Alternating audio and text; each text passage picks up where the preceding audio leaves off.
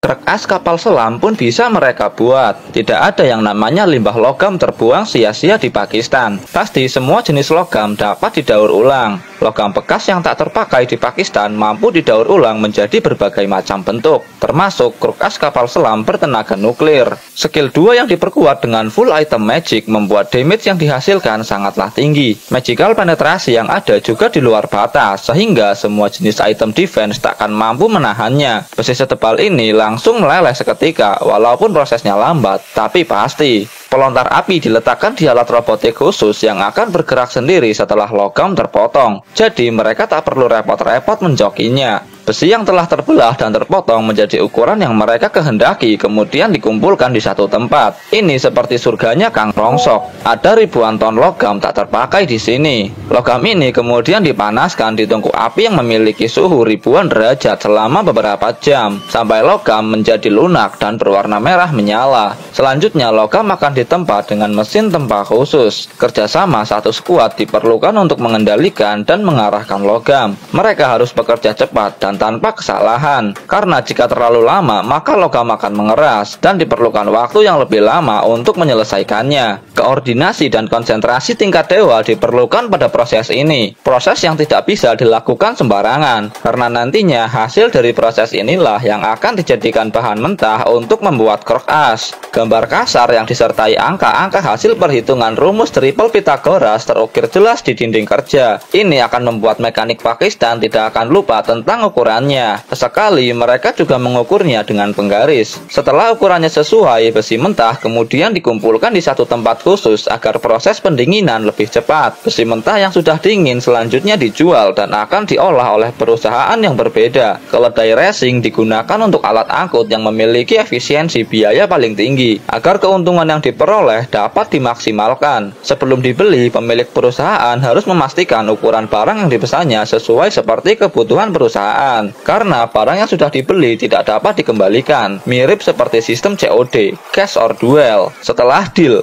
langsung pindahkan besi mentah ke mesin bubut untuk dieksekusi. Di perusahaan ini, hanya pria berkacamata inilah yang bisa dan mampu untuk mengatasi lawan yang sulit. Jenggot berwarna putih miliknya memendam ribuan cerita dan menjadi saksi bisu betapa banyaknya ilmu pengetahuan yang ia miliki. Ujung logam harus dihaluskan manual dengan gerinda. Kemudian oleskan bedak bayi cair ke area yang telah dihaluskan. Bedak bayi ini akan memudahkan untuk menentukan titik tengah. Pengukuran tingkat lanjut digunakan, walaupun alat yang sederhana, tapi skillnya bukan main, karena kasta pengalaman lebih tinggi dari alat. Ujung mesin bubut langsung diletakkan ke titik tengah sebagai poros putar. Ini sangat penting dilakukan, karena presisi dari kerkas sangat berpengaruh ke performa mesin. Setelah itu, kikis perlahan permukaan yang masih tidak rata. Pengukuran juga harus dilakukan secara berkala untuk memastikan tidak ada kesalahan saat membuatnya. Proses ini memerlukan waktu yang lama, jadi kesabaran dan ketekunan sangat diuji di sini. Pekerjaan yang lebih mementingkan otak daripada otot.